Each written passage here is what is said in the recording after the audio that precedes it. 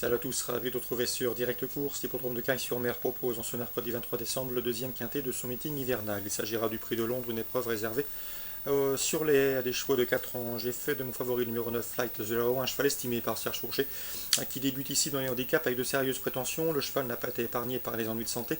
Il s'était accidenté après une course courant février disputée à Anguin, 6 mois d'arrêt. Ensuite à Fontainebleau, courant novembre, il a été mis hors course par une rivale à terre. Ici, dans ce lot, le cheval me semble en mesure de jouer la victoire. Donc il vient de prouver sa forme sur ce même hippodrome de Cagnes-sur-Mer, s'y classant deuxième. On lui posera le numéro 3, La Sulfureuse, toujours à la recherche d'une première victoire dans un quintet, mais il y compte 3 places en autant de prestations. Elle reste sur 2 places de deuxième à Auteuil. Pour ses débuts à Cagnes, elle mérite crédit. Ensuite, j'ai retenu les deux protégés de Laurent Viel, le 4 Vicomte d'Anjou et le 10 Luxe de la Barre, respectivement affichés deuxième et premier sur le steeplechase cagnois récemment. Une confirmation était attendue.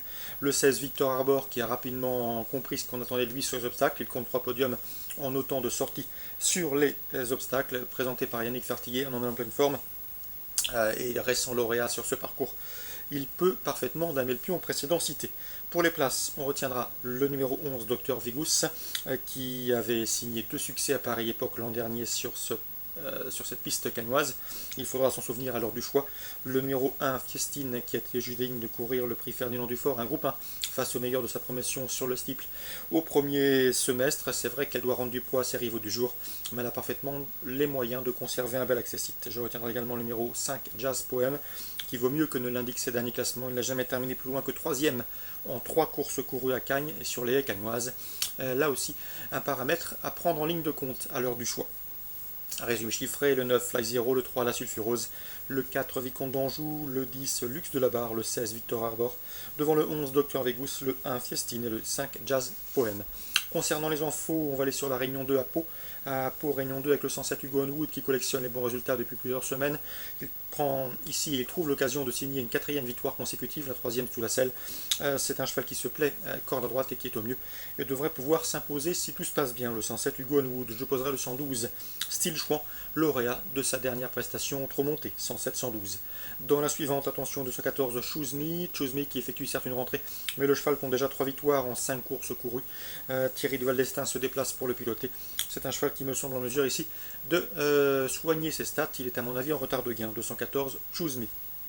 Dans la 4e, j'aime beaucoup le 415 Triple Crown, un trotteur norvégien nouveau venu dans l'écurie de Fabrice Soulois. A priori, il est en retard de gain. L'opposition semble dans ses cordes s'il négocie bien les virages corde à droite. C'est un lauréat en puissance. Le 410 Raffolo, autre protégé de Fabrice Soulois, conduira l'opposition. Attention également au 412 Orlando d'Or. Le seul bémol, c'est que le cheval n'a pas été revu depuis le mois de septembre, mais en classe pure, il n'a rien à envier à ses rivaux du jour. 415, 10 et 12. Concernant la 5e, le 516 Yolando BJ affronte un lot à sa portée. Il devrait pouvoir en tirer profit. Le 516 Yolando BJ. Ensuite, le 514 du Manga a jugé sur son succès obtenu courant novembre sur l'hippodrome de Marseille Vivo. Et le 510 Ustandia d'œuvre, présenté par Sébastien Poilane, lequel ne serait pas surpris si elle venait à prendre une 3e, 4e place à ce niveau. Elle est régulière et confirmée dans les tournois de cet acabit.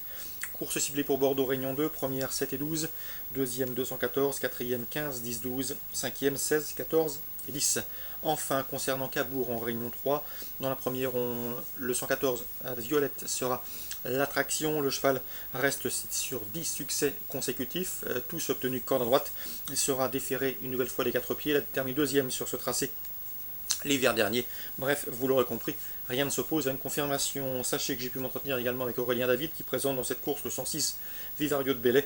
Le cheval vient de se classer 3e à Châteaubriand, il est sur la montante et son entraîneur en escompte ici un bon résultat. Selon lui, son protégé doit pouvoir terminer sur le podium, 114 et 106. Aurélien David encore dans la suivante, 204 Bijoux de Braque, l'entraîneur est confiant, tous les feux sont au vert, il s'attache de surcroît les services de Franck Nivard. Le cheval a terminé 2e à Mêlée du Maine, 3e plus récemment sur l'hippodrome d'Argentan, 2 tracés corde à droite. Une confirmation est ici attendue, 204 Bijoux de Braque.